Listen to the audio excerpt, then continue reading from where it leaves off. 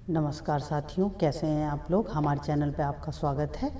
आज हम ये बात करेंगे कि लेखपाल के बच्चों के लिए क्या इम्पोर्टेंट है, पेपर को कैसे समझना, कैसे उसको करना। UP SSSC आयोग के द्वारा जो पेपर कराए जा रहे हैं उसको एनालाइज करके। तो आपने जूनियर असिस्टेंट का पेपर देखा होगा, और अगर नहीं देखा है तो उसे देखें, क्योंकि वो हमारे चैनल पे पड़ा हुआ है पूरा पेपर। उसके ऑफिशियल आंसर की भी डिस्कस की गई है। उससे आपको अपने एग्ज़ाम में एक दिशा मिलेगी, जिससे आपको समझ में आएगा कि आयोग कैसे प्रश्न बना रहा है और आपके एग्ज़ाम में कैसे प्रश्न आने की संभावना है। तो आपको बहुत सावधान होना है, और उस पेपर को देख के हमने एनालाइज किया है, एनालिसिस किया है, जिससे आपको ये समझ में आएगा कि आपको अपने एग्ज़ाम में क्या क्या गलतियां नहीं करनी है। क्योंकि जिन्होंने भी जूनियर असिस्टेंट का पेपर दिया है, उन बच्चों से जब बात हुई तो ये पता चला कि उनसे ये सिली मिस्टेक्स हो गई, या फिर इन चीज़ों पर उन्होंने ज़्यादा ध्यान नहीं दिया, और इसकी वजह से 7-8 क्वेश्चन उनके गलत हो गए। और आपको पता ही है कि इस एग्ज़ाम में एक एक नंबर का बहुत महत्व है। तो आप इस बात को ध्यान रखते हुए हर उस पॉइंट को समझें जो आपके एग्ज़ाम में आपको मदद करे, जिससे आपकी सफलता सुनिश्चित हो सके। ठीक है, तो चलिए बात करते हैं, पेपर देखते हैं और बात करते हैं। देखिए, सबसे ज़्यादा परेशान किया है इस बार बच्चों को ऑप्शन ई ने। ये बात हमने की थी कि ऑप्शन ई, इस बार कई क्वेश्चन में आंसर ऑप्शन ई है, उपयुक्त में से कोई नहीं। और हम लोगों की आदत होती है, या बच्चों की आदत होती है, ABCD में से ही आंसर ढूंढने की। तो इस वजह से बहुत सारे बच्चों के आंसर गलत हुए हैं। ठीक है, तो अब ये क्वेश्चन आया था तत्सम शब्द कौन सा है, तो इसका आंसर था उपयुक्त में से कोई नहीं। ठीक, फिर अगला देखिए, एक क्वेश्चन था सहयोगी का विलोम क्या होगा, तो इसमें भी आंसर उपयुक्त में से कोई नहीं। अब इसमें वियोगी लिखा था, बहुत सारे बच्चों ने वियोगी ऑप्शन लगा दिया है। जैसे अब इसमें यहाँ पे मिला नहीं, यहाँ पे मिला नहीं, यहाँ नहीं मिला, A और C और D तो वैसे ही निकल गए, नियोगी, सुयोगी, अयोगी, यही एक बच रहा था, तो लगा यही आंसर हो जाएगा। पर अगर ऑप्शन ई दिया है तो अब आपको ऑप्शन ई को बहुत सीरियसली लेना है, और ऑप्शन ई को ध्यान में रख के पेपर करना है, नहीं तो आपके काफ़ी क्वेश्चन गलत हो जाएंगे। ठीक है, 8 या 9 क्वेश्चन के आंसर उपयुक्त में से कोई नहीं, ऑप्शन ई है इस बार। तो अब देखिए अगला, विज्ञान की बैसाखी, इस वाले में विज्ञान की ताकत था। ये 1-2 क्वेश्चन डाउट में हैं बच्चों के।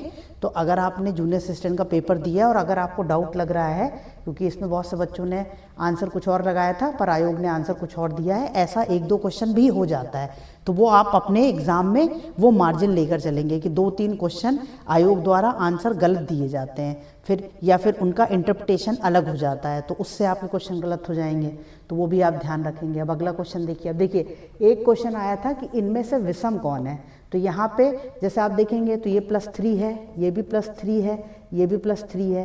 तो इसमें बहुत से बच्चों को डाउट हुआ कि इसका आंसर ई होगा, उपयुक्त में से कोई नहीं, पर इसका आंसर ई नहीं था। इसका आंसर जो था वो ई इसलिए है क्योंकि ये आप देखेंगे तो ये कॉन्सोनेंट है, और इसमें ई सिर्फ ऑड है क्योंकि ये वॉवेल है, व्यंजन है। तो ये व्यंजन है, ये वॉवेल है। ठीक है, तो ये आप ध्यान रखेंगे यहाँ पर। ठीक, ये चीज़ आपको ध्यान देनी है। अब इसके बाद अगर आप बात करेंगे तो हम आगे चलते हैं, अगला क्वेश्चन देखते हैं, और उस क्वेश्चन में आपको ये समझ में आएगा कि हमें क्या क्या सावधानियां बरतनी। जैसे एक ऑप्शन था, इसमें भी एक पैटर्न है, 2-3 तरह के पैटर्न। देखिए, रीजनिंग के क्वेश्चन में कभी कभार ऐसा होता है कि आपने सॉल्व किया, आपने जिस पैटर्न से आंसर निकाला उस पैटर्न से आ गया, पर उसको सॉल्व करने के 3-4 मेथड हो सकते हैं। तो हो सकता है किसी दूसरे मेथड से आयोग ने आंसर लिया हो, तो ये एक क्वेश्चन था जिसमें बहुत से बच्चों को डाउट हुआ है। फिर आप देखेंगे इसमें, देखिए उपयुक्त में से कोई नहीं, एक यहाँ पर आंसर आ गया, फिर उपयुक्त में से कोई नहीं, एक आंसर था, फिर उपयुक्त में से कोई नहीं, एक आंसर था। अगर आप देखेंगे तो उपयुक्त में से कोई नहीं। फिर इसमें क्वेश्चन पूछ लिया कि भारत ने 2025 में किस देश से राफेल लड़ाकू विमान लिए हैं। उसमें फ्रांस नहीं दिया हुआ था, लेकिन फिर भी ABCD में से आंसर ढूंढने में बहुत से बच्चों ने इसका आंसर गलत कर दिया। अब ये देखिए, इसमें भी उपयुक्त में से कोई नहीं। अब उसमें लिखा था abc@gmail, और आप पूरा देखेंगे तो gmail.com होना चाहिए, ये नहीं दिया हुआ था, इसलिए इसका आंसर हो गया उपयुक्त में से कोई नहीं। ठीक, अब अगला देखिए, इसमें एक UPI, ये वाला क्वेश्चन भी बच्चों को डाउट हुआ है, तो ये डाउट वाले क्वेश्चन भी इसमें डाले गए हैं, जिसमें आपको लगे तो आप वैलिड प्रूफ के साथ इसके क्वेश्चन को क्लेम कर सकते हैं। ठीक है, फिर देखिए उपरोक्त में से कोई नहीं। तो यहाँ पर अब यहाँ से क्या निष्कर्ष निकलता है, क्या निष्कर्ष है ना, ये अगर आप देखेंगे तो आपको समझ में आएगा कि एक ऑप्शन जो ई है ये बढ़ा है। ठीक है, पहले इतने आंसर ऑप्शन ई के नहीं हुआ करते थे, तो ये पॉइंट आपको ध्यान देना है कि ऑप्शन ई को भी कंसीडर करना है। अगर सॉल्व करने पर answer A B C D में से नहीं मिल रहा है तो उसका आंसर ई टिक कर दीजिए, क्योंकि ऐसा होने से बच्चों ने 5-6 क्वेश्चन गलत किए हैं, तो वो चीज़ आपको ध्यान रखनी है। ये आपके लिए एक इम्पॉर्टेंट फैक्ट था इस पेपर से, जो आपको समझाना ज़रूरी है, क्योंकि देखिए लेखपाल का पेपर भी यही आयोग करा रहा है, और वो जो पेपर करा रहा है उन पेपर को समझना बहुत ज़रूरी है, क्योंकि हम पढ़कर अच्छा जाते हैं, तैयारी हमारी अच्छी होती है, फिर एग्ज़ाम के बाहर निकलते हैं, फिर जब क्वेश्चन देखते हैं तो आसान क्वेश्चन गलत हो गए या इजी क्वेश्चन में सिली मिस्टेक्स हो गई। तो ये जो डिस्कशन है ये बेसिकली आपकी जितनी भी सिली मिस्टेक होती हैं उनको बचाने के लिए, कि हम ज़्यादातर सोचते हैं कि ABCD में ही आंसर निकल जाएगा, पर आंसर ई में है। ठीक, और क्वेश्चन का स्तर मॉडरेट था, बहुत डिफ़िकल्ट नहीं था, बहुत इजी नहीं था। तो ये भी सोच कर चलना है कि आसान क्वेश्चन भी आ सकते हैं, बहुत टफ तैयारी कर ली और इजी क्वेश्चन गलत कर दिया तो हम बाहर हो गए।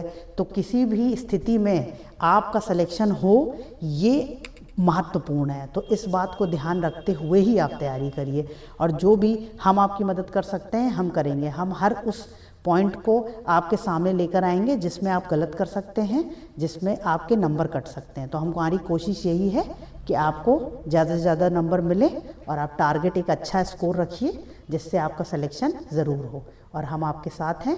बाकी क्लासेस में हम आपको सारे सब्जेक्ट की क्लासेस दे रहे हैं, जिसमें हम आपको अभी तक उत्तर प्रदेश आयोग द्वारा या UPSSC आयोग द्वारा जो भी पेपर कराए गए हैं उन सारे पेपर्स के एक्सप्लेनेशन और उनको समझाया जा रहा है कि कैसे क्वेश्चन आए।